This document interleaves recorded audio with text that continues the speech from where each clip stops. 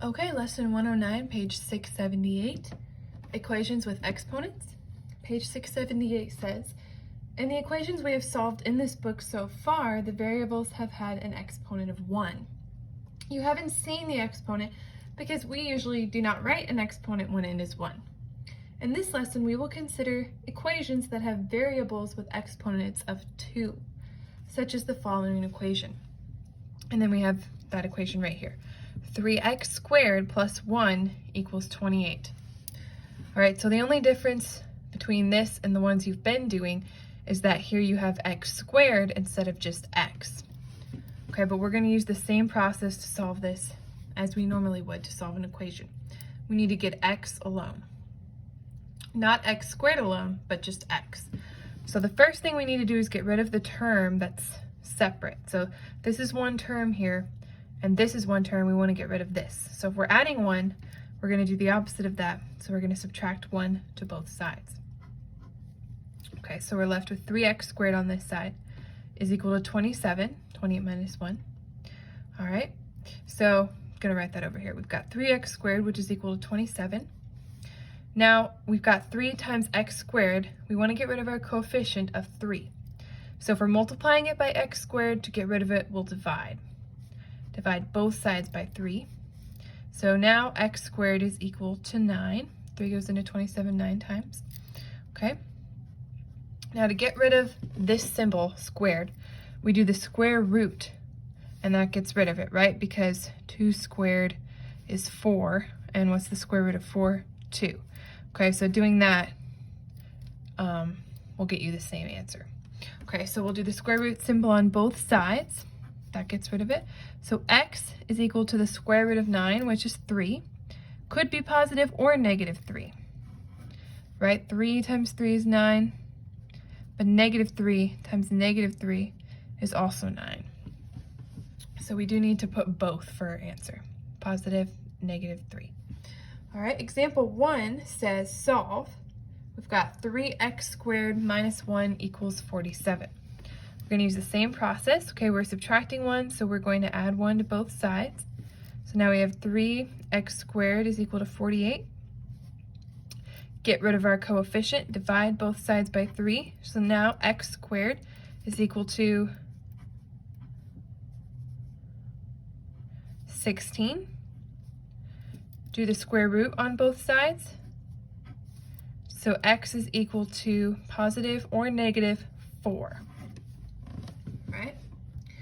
Example 2, here on this side we have just one term. So we're going to start by dividing by 2. So that'll give us x squared as equal to 5. Then we'll do the square root on both sides.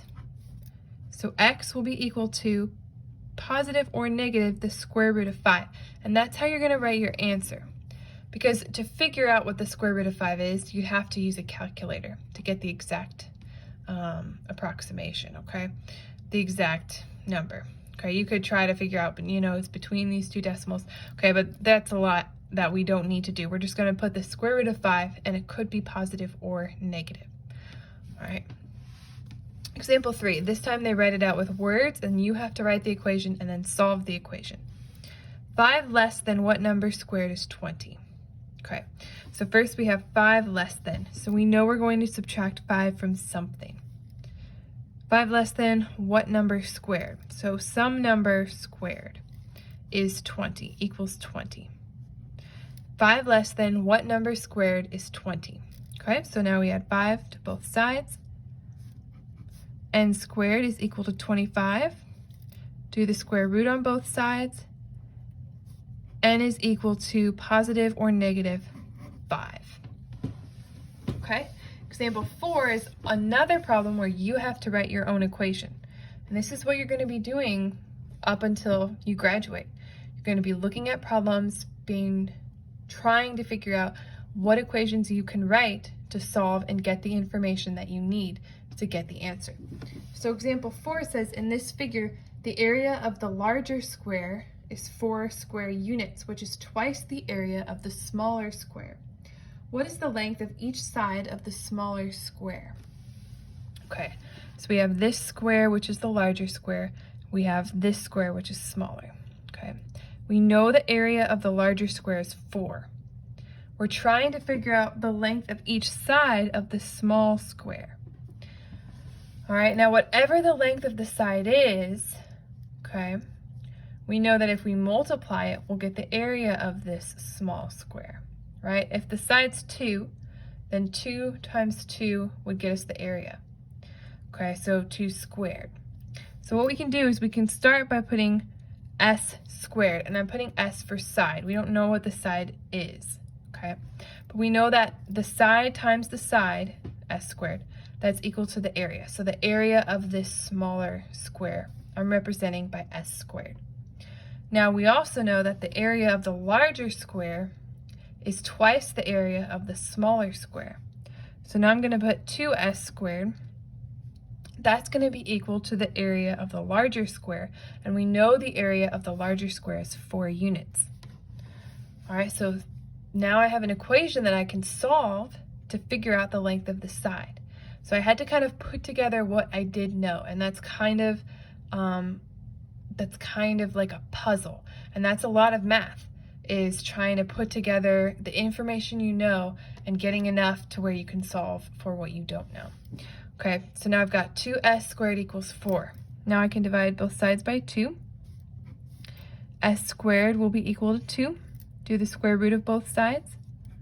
So s will be equal to the square root of 2. And it can't be negative. It can only be positive, right? Because we're dealing with physical, actual lengths. You can't have a negative length of a side, okay? So for this one, we're just going to have the square root of 2, and we're going to assume it's positive. All right, example 5 is solving a proportion with 2 variables, but you're going to do what you've been doing, cross products. So x times x, okay, that's x squared, and that's going to be equal to 3 times 12, which is 36. We do the square root on both sides. X will be equal to positive or negative 6. Okay. Go ahead and try the practice problems on your own. Play the video and see if you got them. All right, I'm assuming that you've gone ahead and done these practice problems. Let me give you the answers. And then if you didn't get them, you can just keep watching and figure out what you did wrong. All right, A, 6, negative 6. B, the square root of 6 and the negative square root of 6. C, negative 9. D, the square root of 3. Make sure you're being specific there. Positive. Can't be negative. And E, 6 or negative 6. Okay, if you got those, great. If not, we're going to do them. All right, so for A, first you're going to add 8 to both sides. So you have 3x squared is equal to 108. Then you divide both sides by 3. Okay. Okay, so 3 times 3 is 9, and then 18, 39. Okay. So x squared is equal to 39. That's not right. 3 goes into 18 6 times. I knew that didn't look right. Okay, so then you do 3 goes into 18 6 times. I had it as 9. Okay, so then you do the square root. So x is equal to positive or negative 6. For B, okay, you add x squared plus x squared. And again, think of it as 1x squared plus 1x squared. So that's going to be 2x squared is equal to 12. Remember, when you add terms with variables, the variables don't change, just the coefficients. So you add the numbers, these stay the same. So you get 2x squared. Okay, we divide both sides by 2. X squared is now equal to 6. 2 goes into 12 6 times. Do the square root on both sides. So x is equal to the positive or negative square root of 6.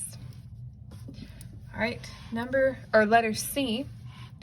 All right, we need to write this out in equation form. 5 less than twice what negative number squared is 157. All right, so we start with 5 less than. So we're going to subtract 5 from something. Twice, so 2 times something, twice what negative number squared. 2 times a negative number squared. 5 less than that is 157. All right, so 5 less than twice what negative number squared is 157. Okay, add 5 to both sides. So 2 times our negative number squared, that's going to be equal to 162. Okay, divide both sides by 2. Okay, so now 2 will go into there 81 times. Okay, 2 goes into 16 8 times, and 2 goes into 2 once. Then we'll do the square root of both sides. That'll get rid of this. So now we have negative n is equal to the square root of 81. Okay, I'm running out of room here. All right, so then we got to do the square root of 81. So negative n is going to be equal to 9.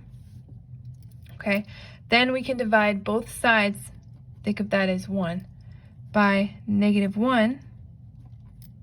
So n will be equal to negative 9. Okay, now we know that it has to be negative 9 because the problem said 5 less than twice what negative number. Okay, so we know we had to end up with a negative number. Letter D. If the product of the square of a positive number and 7 is 21, then what is the number? The square of a positive number. So we're going to have n squared. The product of the square of a positive number and 7. So the product of 7 and then the square of a positive number. Okay. If the product of the square of a positive number and 7 is 21, what is the number? Okay, well, we can divide both sides by 7. N squared equals 3. All right, and then we'll do the square root on both sides. So n is equal to the square root of 3, and we're just going to leave it as that because it says the product of the square of a positive number. So we know it'll be positive. And then lastly, E, use cross products. W squared will be equal to 36. Do the square root on both sides. W will be equal to positive or negative 6. All right, go ahead and start your lesson.